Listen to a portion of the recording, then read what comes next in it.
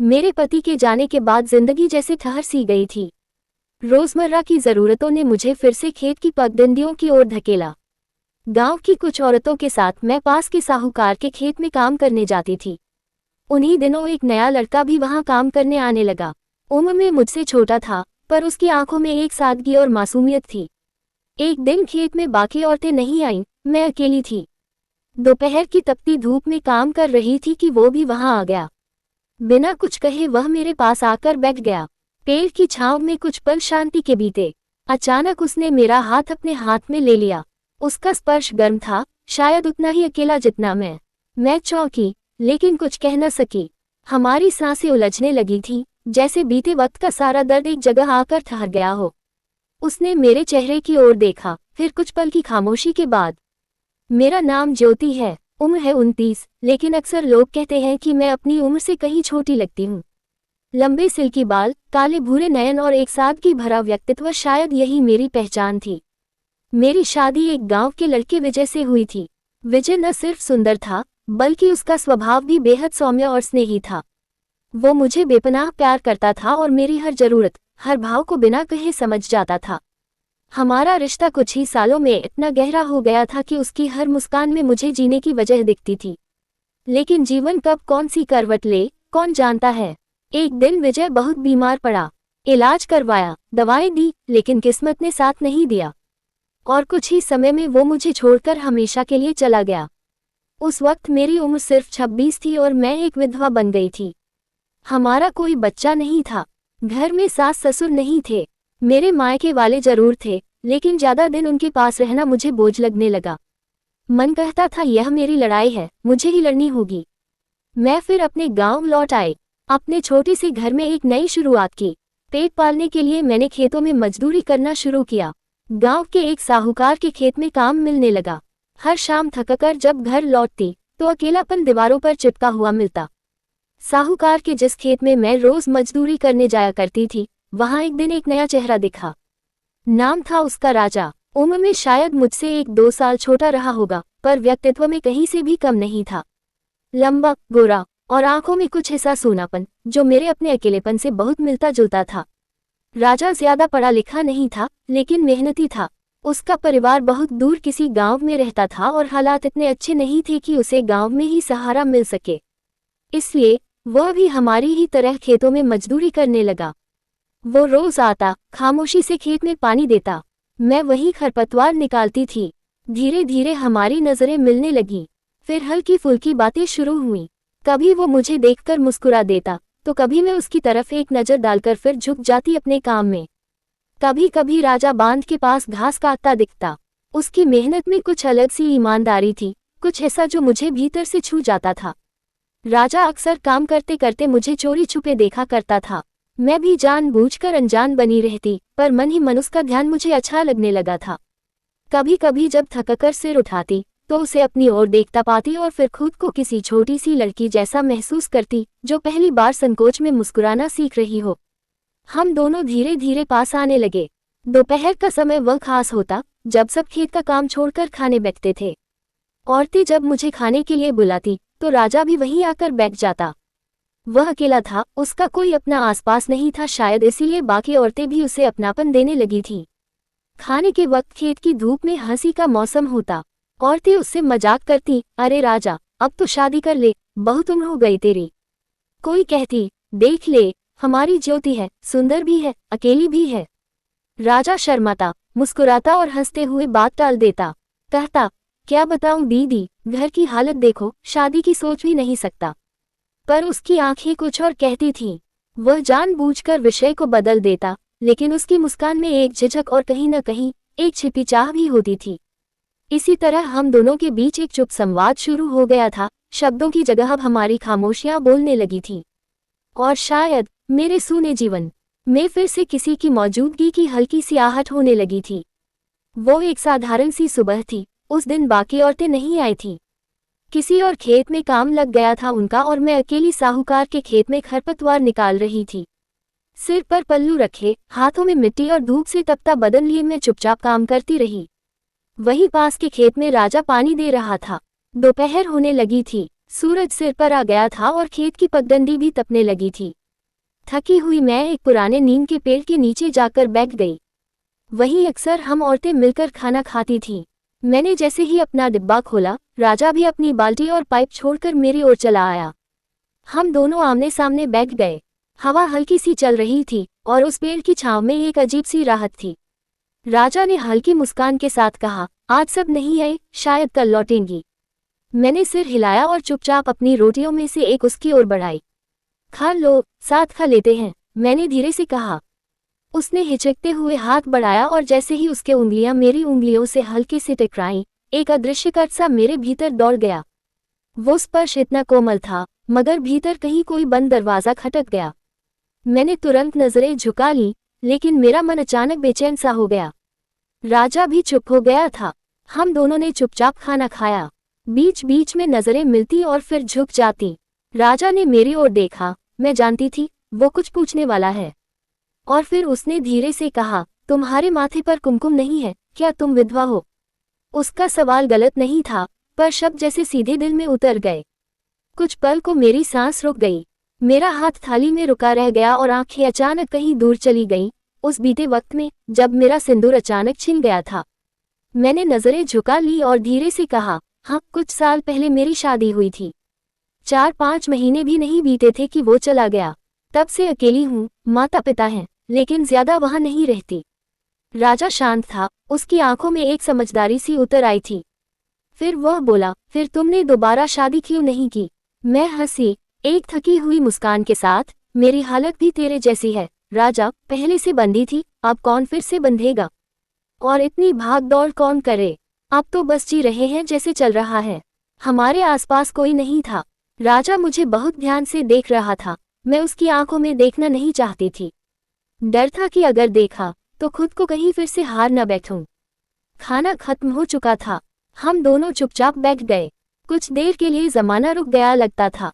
उस दोपहर की नर्म धूप में हमारे बीच कुछ न कहा गया था, लेकिन बहुत कुछ महसूस हुआ था। मैंने अपना तौलिया मोड़कर सिर के नीचे रखा और जमीन पर लेट गई। नींद तो नहीं थी, पर शरीर को कुछ पल ठहराव की जरूरत महसूस हो रही थी। आंखें बंद नहीं थी, बस आसमान की ओर देखती रही। कुछ ही देर में राजा भी पास आकर लेट गया। वह मेरी ओर मुंह करके चुपचाप लेटा रहा। उसकी आंखों में कुछ सवाल थे, शायद कुछ उम्मीदें भी। मेरा हाथ जमीन पर ढीला सा पड़ा था, तभी उसका हाथ धीरे से मेरे हाथ पर आकर ठहर गया। मैंने बिना कुछ कहे उसका हाथ अपने हाथ में ले लिया। राजा मुस्कुराया, मैं भी उसकी ओर करवट लेकर लेट गई। हमारी आंखें अब एक दूसरे की आंखों में उतरने लगी थीं। धीरे धीरे हम दोनों एक दूसरे के करीब हो गए। राजा ने झुककर मेरे होठों को छुआ। मैंने अपनी आंखें बंद कर ली और उस पल में हम दोनों ने समय को थाम लिया था। पर जैसे ही वो पल गहराने लगा, अचानक एक बाइक की आवाज हवा को चीरती हुई पास आती सुनाई दी। शायद खेत का मालिक आ रहा था। हम दोनों चौंककर अलग हो गए। जल्दी से उठकर बैठ गए, जैसे कुछ हुआ ही न हो। सांसें अब भी तेज थीं। मालिक की गाड़ी खेत की पगडंडी से धूल उड़ाते हुए आ पहुंची। उन्होंने मेरी ओर देखा, ज्योति, तू अकेली कैसे आ गई? बाकी औरतें कहाँ हैं? मैंने झट से जवाब दिया, वो सब छोटे मालिक के खेत पर गई हैं। शायद कल से फिर यहीं आएंगी। उन्होंने राजा को पास बुलाया और किसी काम से साथ ले जाने लगे। राजा गाड़ी की ओर बढ़ा तो उसकी चाल में हल्की सी उलझन थी। गाड़ी पर चढ़ते समय उसकी नज़र मेरी नज़रों से मिली। वो मुस्कुराया, लेकिन उस मुस्कान में कहीं एक अधूरा एहसास था, एक ऐसा अलविदा जो बस कुछ घंटों का था, लेकिन दिल पर भारी पड़ रहा था। मैं देर तक वहीं खड़ी रही, जब तक गाड़ी आंखों से ओझल नहीं हो गई। उस दिन की हर बात मेरे मन में गहरे उतर चुकी थी। रात आए, लेकिन नींद नहीं। बिस्तर पर लेटे लेटे मैं राजा की आंखों, उसकी मुस्कान और उसके उस स्पर्श को बार बार जी रही थी। उसकी दी हुई वो पहली छून अब मेरे भीतर सांस लेने लगी थी। अगले दिन खेत में सभी औरतें लौट आईं। फिर से वही चहल पहल, वही काम, वही हंसी मजाक, पर अब मेरे भीतर सब कुछ पहले जैसा नहीं था। राजा भी आया हमेशा की तरह, लेकिन अब हमारे बीच एक बेचैनी थी। निगाहें अक्सर मिलती, फिर चुपचाप चुप जाती। हमें अब अकेले में मिलना जरूरी लगने लगा था, लेकिन गांव का माहौल, लोगों की नजरें और वक्त, सब एक दीवार की तरह सामने खड़े थे। बीते कुछ दिनों से हमारी नजरों ने वो सब कह दिया था जिसे शब्द कहने की हिम्मत नहीं जुटा पा रहे थे। खाने के समय भी वही चुप नजदीकियां चल रही थीं। उस दिन एक औरत ने हंसते हुए छेड़ा, राजा आज तो बड़ा मुस्कुराया जा रहा है, कोई खास बात है क्या? राजा ने बस हल्की सी मुस्कान दी, मेरी ओर देखा और आंखों से जैसे सब कुछ कह दिया। मैं नजरें नीचे कर मुस्कुरा दी। यूं ही हंसी हंसी में 2-3 दिन बीत गए। हमें एक दूसरे की मौजूदगी की जरूरत महसूस होने लगी थी। एक दिन जब खेत का काम खत्म हुआ, मैंने राजा से कहा, कल रविवार है ना, सोच रही थी बाजार चले साथ। उसकी आंखों में चमक आ गई। ठीक है, मिलते हैं सुबह 10 बजे बस स्टैंड पर, उसने कहा। अगली सुबह मौसम थोड़ा साफ था, मैं थोड़ा जल्दी तैयार हो गई थी। राजा पहले से इंतजार कर रहा था। बस नहीं आई थी, इसलिए हम दोनों ने एक साथ पैदल चलने का फैसला किया। हम बाजार की थैलियां हाथ में लिए चलने लगे। रास्ता लगभग 3 किलोमीटर का था। साथ चलते चलते रास्ता छोटा हो गया और फासले खुद ब खुद मिटने लगे। किसी मोड़ पर चलते हुए हमारे हाथ पास पास आ गए और बिना कोई शब्द कहे हम दोनों ने एक दूसरे का हाथ थाम लिया। हम दोनों साथ चल रहे थे, लेकिन उस दिन की चाल आम दिनों जैसी नहीं थी। जब राजा ने मेरा हाथ थामा तो सिर्फ हथेलियां नहीं जुड़ी, कुछ और भी जुड़ गया था। थोड़ी देर चुपचाप चलने के बाद मैंने उसकी ओर देखा और पूछा, राजा क्या तुम्हें मैं सच में पसंद हूँ? तुम्हें पता है ना, मेरा विवाह हो चुका है। राजा थोड़ी देर चुप रहा, फिर बड़ी सादगी से बोला, तो क्या हुआ? शादी हुई है तो क्या? तू दिल से बहुत साफ है, स्वभाव से प्यारी है, और देखो तो कोई कहेगा ही नहीं कि तू पहले से शादीशुदा है। लगता है जैसे अब शादी की उम्र में आए हो। मैं उसकी बात सुनकर चुप हो गई। कुछ ही देर में हम बाजार पहुंच गए। हमने साथ मिलकर सब्जियां खरीदी। जब मैंने पैसे देने की कोशिश की तो उसने मेरा हाथ रोक लिया और मुस्कुराकर बोला, आज सब मैं दूंगा, तू बस साथ रह। फिर हम पास की एक छोटी सी होटल में गए। वहां एक प्लेट मिसल पाव और साथ में चटपटी पानी पूरी। दोनों ने खाते खाते एक दूसरे को चुपचाप देखा। वो हंसी जो एक बार शुरू होती तो रुकने का नाम ही नहीं लेती। वापसी में हमने आइसक्रीम ली। शाम की हल्की हवा के साथ हम बस में चढ़े। राजा खिड़की की ओर बैठा था, मैं बगल में। बस की सीट पर हम दोनों साथ बैठे थे। राजा ने मेरा हाथ थामा हुआ था। खिड़की से आती ठंडी हवा मेरे बालों को उड़ा रही थी और राजा की नजरें उनमें उलझी हुई थी। पहली बार मुझे किसी की नजरें बोझ नहीं बल्कि सुकून दे रही थी। धीरे धीरे मैं और भी निश्चिंत होती गई। शहर की भीड़, खेत की थकान और जिंदगी की सारी भागदौड़ एक तरफ रखकर मैंने अपना सिर राजा के कंधे पर टिका दिया। बस की धीमी चाल और उसकी गर्माहट ने मुझे नींद में खींच लिया। बस कब स्टॉप पर पहुंची मुझे पता ही नहीं चला। राजा ने धीरे से मुझे झकझोरा, ज्योति स्टॉप आ गया है। मैं चौंकी, मुस्कुराए और थकी आंखों से बाहर देखा। हमने हाथों से थैलियां संभाली और बस से उतर गए। राजा साहूकार के घर में ही रहता था, लेकिन शाम को मैंने उससे कहा, आज तू मेरे घर आ, मैं तेरे लिए कुछ अच्छा बनाऊंगी। राजा ने बिना हिचक झट से हामी भर दी। शाम को 7 बजे वो मेरे घर आया। हाथ में बाजार से लाई सब्जियों की थैली थी।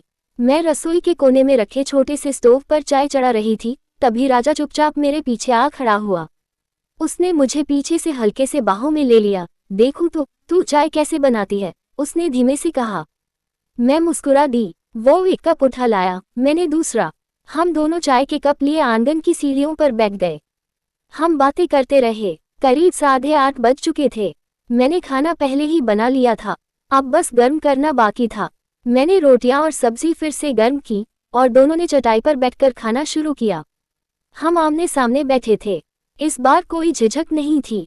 राजा की निगाहें बार बार मुझ पर टिक जाती थी और मैं अब उनसे नजरें चुराने की कोशिश नहीं करती थी। खाते वक्त उसने कुछ नहीं कहा, कोई तारीफ नहीं की, लेकिन उसकी चुप्पी में जो सुकून था वो किसी भी शब्द से ज्यादा कीमती था। उसकी हर एक निगाह जैसे कह रही थी, आज जो खा रहा हूँ वो सिर्फ खाने से ज्यादा है, ये किसी का अपनापन है। खाना खत्म हुआ। मैंने थालियां समेटी, रसोई में रखा और फिर धीरे धीरे आकर उसके पास बैठ गई। रात गहराने लगी थी और हमारी बातचीत का सिलसिला भी। राजा ने अचानक मेरा हाथ अपने हाथ में ले लिया। हल्के से मुस्कुराते हुए बोला, ज्योति तूने आज जो खाना बनाया उसमें स्वाद से ज्यादा अपनापन था। सच कहूँ, तेरे हाथ में कोई जादू है। मैं उसकी आंखों में देखती रही। उसने धीरे से मेरा हाथ अपने होठों से छुआ। उस रात हम दोनों एक दूसरे की बाहों में सिमट गए। वो रात एक साधारण से घर की दीवारों में सिमटी रही, लेकिन हमारे दिलों में जैसे एक पूरी दुनिया बस गई। उस पल हम सिर्फ 2 लोग नहीं थे, हम 2 अधूरी कहानियां थे जो अब पूरी हो रही थी। सुबह जब पहली किरण दरवाजे की दरार से भीतर आए, राजा उठ खड़ा हुआ। बिना कुछ कहे लेकिन आंखों में बहुत कुछ समेटे वो घर से चला गया। उस सुबह हम दोनों को ये साफ हो गया था कि अब हमें कोई वजह नहीं चाहिए साथ रहने की, हमें बस साथ चाहिए। उसी दिन दोपहर में हम गांव के मंदिर में पहुंचे। फूलों से सजी छोटी सी वेदी, कुछ औरतें, खेत के मालिक और वही जान पहचान वाले जिनके लिए ये सब एक सुखद आश्चर्य था। किसी को नहीं लगा था कि हम दोनों, जो हमेशा काम में डूबे रहते थे, कभी एक दूसरे का जीवन बन जाएंगे। औरतों ने बहुत तारीफ की। कहा, राजा ने कमाल किया। वो कुंवारा था फिर भी ज्योति को अपनाया। किसी विधवा से शादी करना आज भी समाज में हिम्मत का काम है। राजा अब पहले से भी ज्यादा जिम्मेदार हो गया था। खेत का काम, घर की चिंता और मेरा हर ख्याल, वो हर चीज को अपने हिस्से की तरह अपनाने लगा था। हम दोनों अब भी साहूकार के खेत में काम करते रहे, लेकिन हमारी मेहनत बेकार नहीं गई। धीरे धीरे कुछ पैसे जोड़े और फिर एक दिन हमने मिलकर अपने नाम 1 एकड़ जमीन खरीद ली। अब मैं दूसरों की जमीन पर काम करने नहीं जाती। अब मैं अपनी मिट्टी में पसीना बहाती हूँ और हर बूंद मुझे खुद पर गर्व करना सिखाती है। हम दोनों अब सचमुच खुश हैं। दिन बीतते गए, मौसम बदले और फिर एक दिन मुझे एहसास हुआ कि मैं माँ बनने वाली हूँ। उस पल जैसे मेरे भीतर एक पूरी कायनात जन्म लेने लगी। कुछ ही महीनों बाद मैंने एक प्यारे बेटे को जन्म दिया। उसका चेहरा बिल्कुल राजा जैसा था, आंखें वैसी ही गहरी और मुस्कुराहट में वही सादगी। हमारा ये छोटा सा संसार अब 3 लोगों का हो गया है।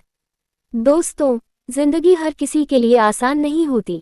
कुछ लोग ऐसे मोड़ से गुजरते हैं जहां दर्द इतना गहरा होता है कि दोबारा प्यार करने की हिम्मत खो बैठते हैं। मैंने भी वह सब सहा था, अकेलापन, समाज की चुप निगाहें और अंदर का डर। लेकिन फिर कोई ऐसा आता है जो तुम्हारा अतीत नहीं पूछता, सिर्फ तुम्हारे वर्तमान को थामता है। राजा मेरे जीवन में वही शख्स बनकर आया। उसने मुझे मेरी परछाई के साथ अपनाया और साबित कर दिया कि सच्चा प्यार केवल पाने का नाम नहीं, बल्कि समझने और निभाने का नाम है। कभी कभी जीवन तुम्हें राख बना देता है, लेकिन कोई आकर तुम्हें फिर से सोने सा चमका सकता है। बस जरूरत है हिम्मत रखने की और अपने दिल को फिर से एक बार खुलने देने की। तो दोस्तों, आपको हमारी ये कहानी कैसी लगी? अगर आप भी कभी किसी ऐसे मोड़ से गुजरे हो जहां उम्मीद की कोई किरण दिखी हो, तो जरूर कमेंट में साझा करें। धन्यवाद।